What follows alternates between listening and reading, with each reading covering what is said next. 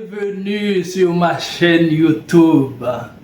C'est un plaisir immense de partager avec vous l'histoire d'un homme qui a tout perdu, mais qui n'a pas perdu sa foi en Dieu. L'histoire de Spafford est une histoire de foi, de résilience et de tragédie. Qui était Horatio Spafford? Horatio Spafford a commencé sa carrière en tant qu'avocat après avoir été diplômé de l'Université de New York. Installé à Chicago, il est devenu un homme d'affaires prospère, investissant dans l'immobilier et devenant un membre important de la communauté presbytérienne locale. Avec sa femme Anna, ils étaient des piliers de l'église locale, accueillant des pasteurs et des missionnaires chez eux. Malheureusement, en 1871, le grand incendie qui a ravagé Chicago a détruit une grande partie des investissements immobiliers de Spafford. Bien que cette perte financière ait été dévastatrice, M. Horatio Spafford et sa famille ont continué de faire preuve de résilience et de foi, croyant fermement en la providence divine.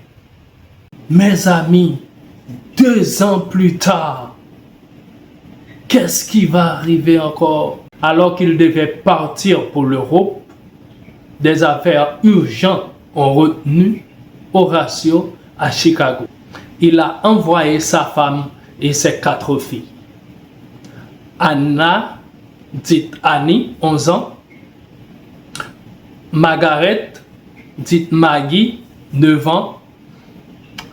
La 3e, Elizabeth, dite Bessie, 5 ans. Et Tarnita, 2 ans. Le navire où se trouvait la femme d'Horatio et ses enfants a été heurté par un autre bateau et a coulé rapidement. Les 4 filles se sont noyées, mais Anna a survécu et a envoyé un télégramme avec les mots déchirants à son mari: Save alone, c'est-à-dire sauver seul. Waouh!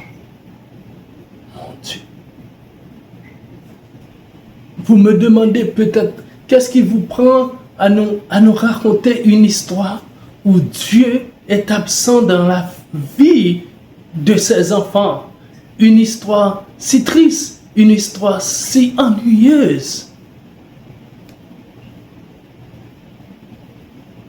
Une histoire si déchirante.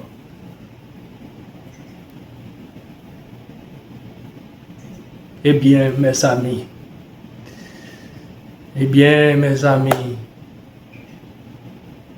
c'est là que l'histoire a tout son sens.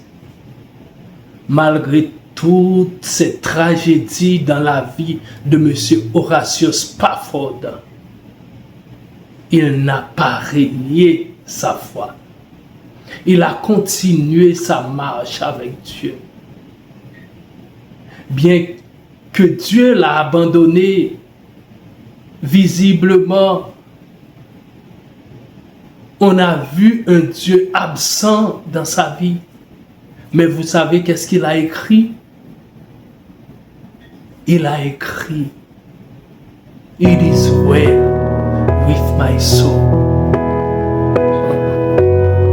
Quel repos dans mon âme. Tout va bien dans mon âme.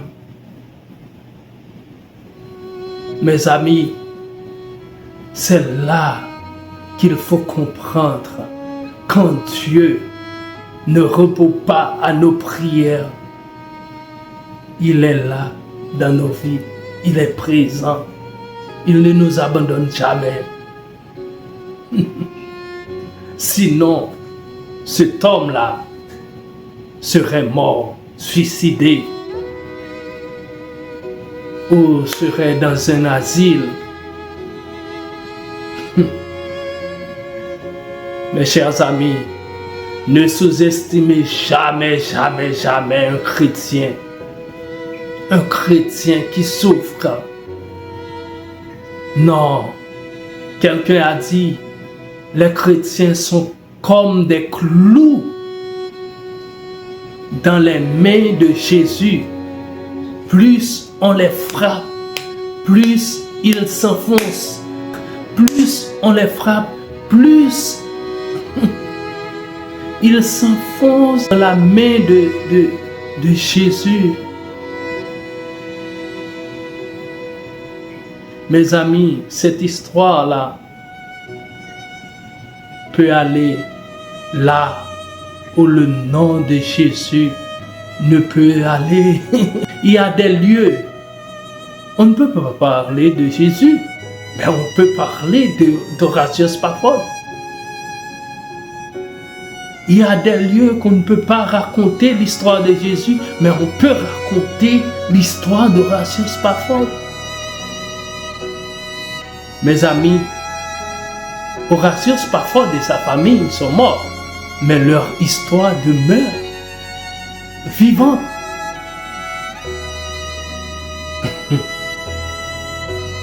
Si vous souhaitez que nous partagions d'autres histoires avec vous, des chants que vous connaissez, vous n'avez qu'à écrire dans les commentaires. Merci, à la prochaine.